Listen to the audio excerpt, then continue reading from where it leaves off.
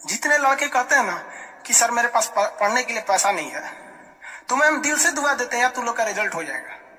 सच बताते हैं, जिसने संघर्ष किया इस जीवन में उसको ये चीज हो जाता है।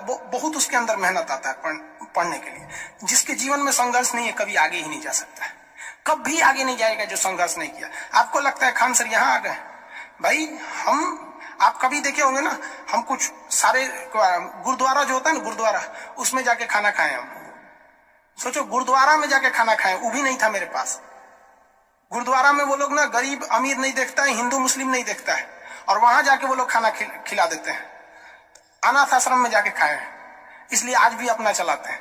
तो ऐसा नहीं है कि किसी को कामयाबी बना के मिलती है, लेकिन जो इंसान मेहनत करेगा ना उसे कभी कोई आगे बढ़ने से नहीं रोक सकता। पढ़ाई से मुंह मत मोड़िएगा, समस्याएं आती रहेंगी जाती रहेंगी, आप पे लोग हंसेंगे। याद रखिएगा मेरी बात, जिस पर ये जग हंसा है उसने इतिहास रचा है।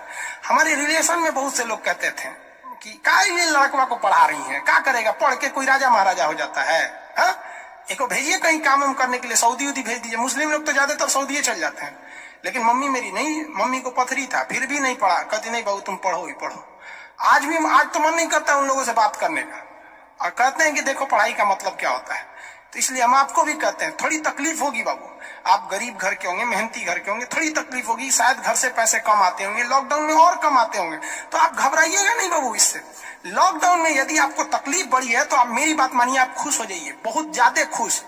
रीजन समझिए, रेस में जब घोड़ा दौड़ता है ना तो घोड़े के पीठ पर बैठा हुआ उस घोड़े का मालिक उसे चाबुक से घोड़े को बहुत मारता है, बहुत मारता है। घोड़ा को दर्द होता है, वो सोचता है कि मेरा मालिक हमको तकलीफ क्यों दे रहा है। उस घोड़े को पता ही नहीं है यार तुम्हारा मालिक तुम्हें जिताना चाहता है।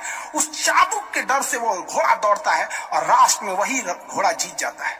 तो याद रखिएगा, आपका मालिक ऊपर वाला है। अगर वो आपको बहुत तकलीफ दे रहा है ना तो आप उस तकलीफ से घबराइए मत, बल्कि खुश हो जाइए कि आपका मालिक आपको जिताना चाह रहा है। जिस घोड़े को चाबुक नहीं पड़ेगा वो कभी रेस नहीं जीत सकता है। तो जिस इंसान को कभी तकलीफ नहीं देगा भगवान, वो कभी आगे नहीं जा सकता है। वो पत्थर कभी नहीं पूजा जाएगा जिसे छीनी हथौड़ी से तराश कर एक मूर्त की मूर्ति न दी जाएगी यहाँ पर। तो आपके जीवन में अगर तकलीफ नहीं आती है तो आप आगे नहीं बढ़ेंगे। और जिन्हें तकलीफ आती है, गरीबी आती है, समस्याएं देखने को मिलती है, पड़ोसी हंसता है, याद रखिएगा एक दिन वही लोग आपका नाम इज्जत से लेंगे वहां पर। और फिर आप उन लोगों से, खैर आप माफ कर दीजिएगा, सबको माफ कर दीजिएगा। ये बहुत बड़ा अपने आप में बल है। सबसे बड़ा बल नाभिकीय बल होता है, सबसे बड़ा बल, और सबसे कमजोर बल गुरुत्वीय बल होता है। लेकिन हमारे हिसाब से सबसे बड़ा बल होता है कि जब आप गुनाह न किए हो और आपको सजा दिया जा रहा हो और फिर आप उसे माफ कर दें। कोई आपसे बिना वजह खफा हो जाए और आप उसे माफ कर दें, ये भाई साहब दुनिया का सबसे बड़ा बल है। ये सबके पास नहीं होता है।